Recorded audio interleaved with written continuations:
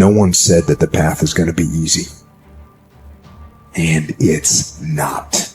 We know life is rough, and we know there will be pain, and whether that pain is at the hands of an enemy or at the hands of nature or time or disease, there will be pain. It's an urge.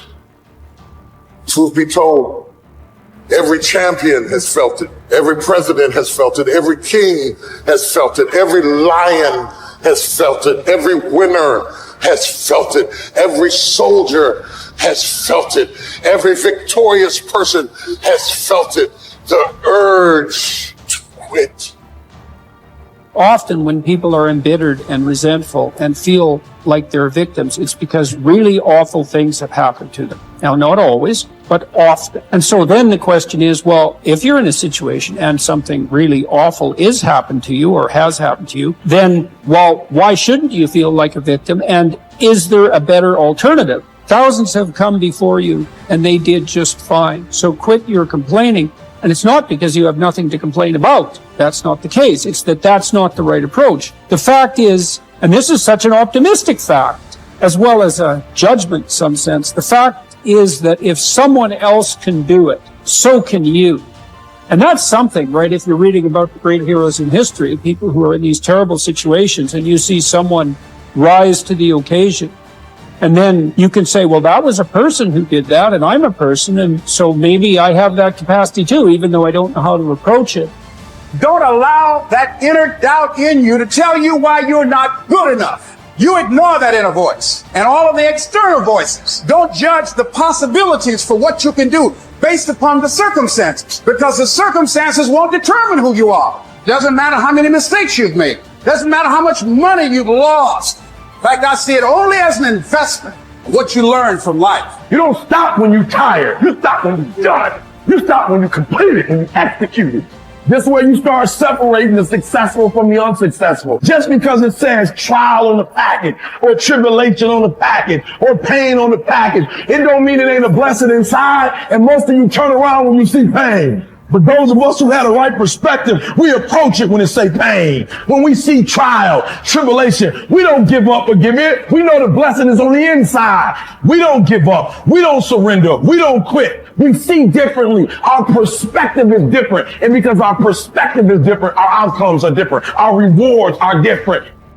If you haven't learned something from periods of suffering, if you haven't wrung the juices of your own pain and drank them for your own nourishment, you have wasted your experience and missed the chance to expand capacity for being stronger the next time that these seasons arrive at your door.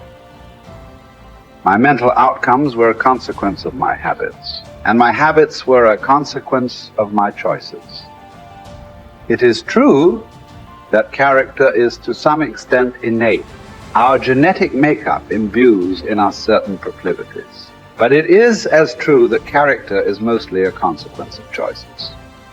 We all make them, and we should make them deliberately with the knowledge that these choices are part of our responsibility toward a purpose other than our own selfish aim. That responsibility is to your family, friends, community, and country.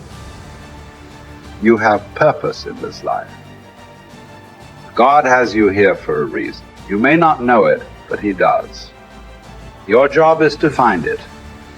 No one else can. You need to understand that your purpose may be great in the eyes of the world, or it may be commonplace and seemingly small. Your purpose might be your family, your children. Your purpose might be tutoring a child and changing their life. Your purpose might be the business you started. Your purpose might be cleaning up your block. Your purpose might be in the help you give others. Your purpose might be in the example you set. Only you and God know. Only you and God need to know. Search until you find it.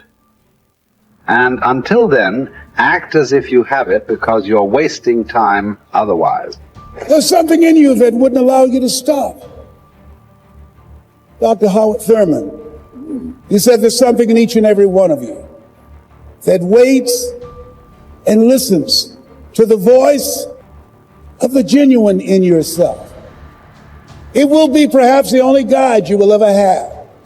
And if you cannot hear it All of your life, your days will be spent on the ends of strings that somebody else pulls.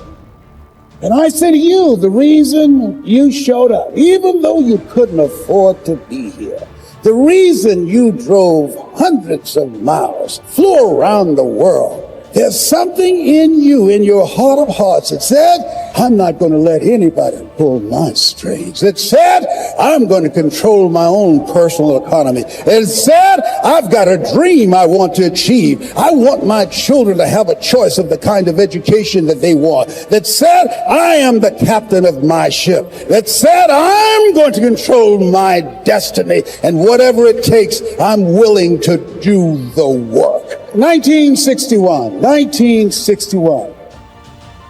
President John F. Kennedy had a decision to make. The decision was whether or not to call a news conference and tell the world the United States was going to go to the moon.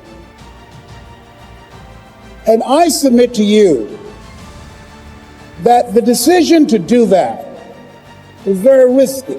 And what governed his thinking is what governed your thinking when you decided, I'm going to do this. See, the technology did not exist. The answer of what will it take did not exist.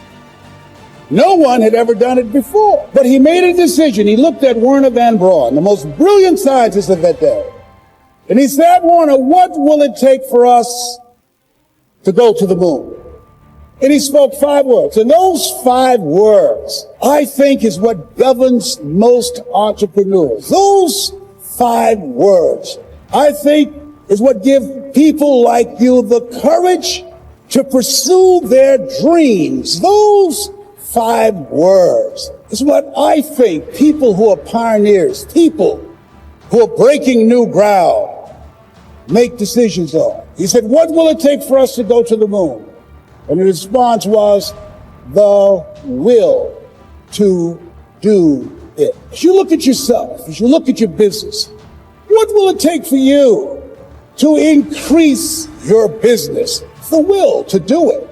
What will it take for you to become more powerful in your presentation skills and be able to increase the number of people, to quadruple your business? The will to do it. What will it take for you when others are quitting because of the rejections, when others are stopping because they just become so discouraged and they have creditors breathing down their neck and they have family members and friends telling them they're a fool? What is it that will allow you to have the mental resiliency to keep on keeping on, to keep your commitment to your commitment? The will to do it. Every time I say it and ask you a question, I want you to say the will to do it. What will it take for you to build your business? What will it take for you to increase your recruiting? What will it take for you to bring out the greatness in you and to make your mark? What will it take for you to become a high achiever and to bring out the billionaire in you? Shake someone's hand on your right and left and say, I've got the will. I've got the will.